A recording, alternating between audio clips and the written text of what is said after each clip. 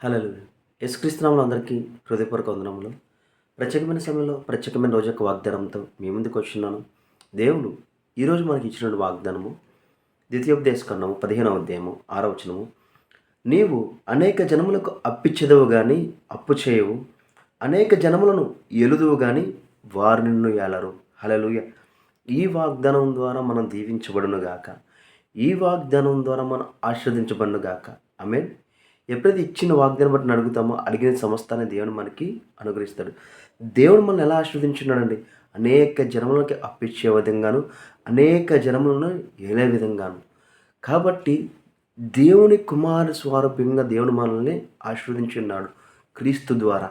కాబట్టి నువ్వు ఎప్పుడైతే క్రీస్తుని విశ్వసించున్నావో ప్రతిదానికి అర్హుడుగా నీవు మారిపోయి ఉన్నావు. కాబట్టి నీ యొక్క విశ్వాస సామర్థ్యంతో ఆయన చేసిన ఆ యొక్క కార్యాన్ని, అంటే ఆయన మన కొరకు మరణించి తిరిగి విశ్వసించిన దాన్ని ఎప్పుడైతే బలంగా నువ్వు పట్టుకుని ముందుకు వెళతావో, ఆ ముందుకు వెళ్ళిన విషయంలో దేవుని నీ జీవితంలో కార్యము చేస్తాడు. దేవుడు సమస్తమును నా కొరకు చేస్తున్నాడు, సమస్త విషయాల మీద నాకు అధికారం ఇచ్చినాడు.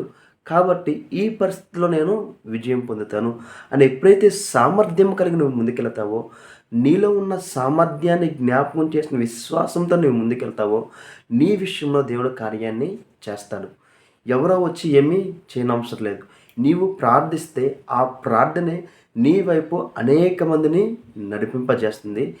ఆ ప్రార్థనే నీ యొక్క విశ్వాస సామర్థ్యమే నీవు అనేక మందికి సహాయం చేసేవాళ్ళలాగాను, ఆ పరిస్థితిలో నీకు కావాల్సిన సహాయాన్ని ఆ ప్రార్థన ద్వారా నీకు వారిని దేవుడు పంపిస్తాడు.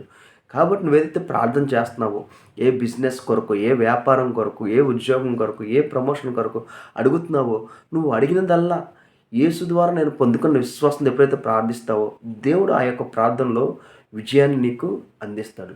కాబట్టి మనం విశ్వసించి ప్రార్థిద్దాము. ప్రతి ఒక్క దాంట్లో మనము విజయం పొందుదాం. ప్రార్థించుకుందామా? మహాప్రేమ గల తండ్రి, నీకే వందనాలు స్తుతులు చెల్లించుకున్నాం తండ్రి. ప్రతి ఒక్కరిని దీవించి ఆశ్రయించండి తండ్రి. ప్రతి అప్పు ఐశ్వర్యంగా మారును గాక. వీడియో చూస్తున్న తండ్రి, ఏదైతే అవసరం ఉందో తండ్రి, నాకైతే సమస్తం తెలియదు కానీ దేవుడు సమస్తం తెలుసు తండ్రి.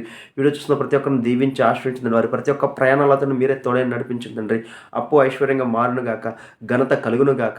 ఏ విషయంలో తండ్రి సమాధానం కోసం ఎదురు చూస్తున్నారు తండ్రి, ప్రతి ఒక్క సమాధానం వారికి దొరుకును గాక అని ప్రవచిస్తున్నాం తండ్రి. కావాల్సిన ప్రతి ఒక్కరికి కావాల్సిన ప్రతి ఒక్క సహాయాన్ని అందచేయమని నజరేయుడైన యేసుక్రీస్తు నామములో అడిగి వేడుకొంచున్నాము తండ్రి. ఆమేన్. అందరికీ హృదయపూర్వక వందనములు.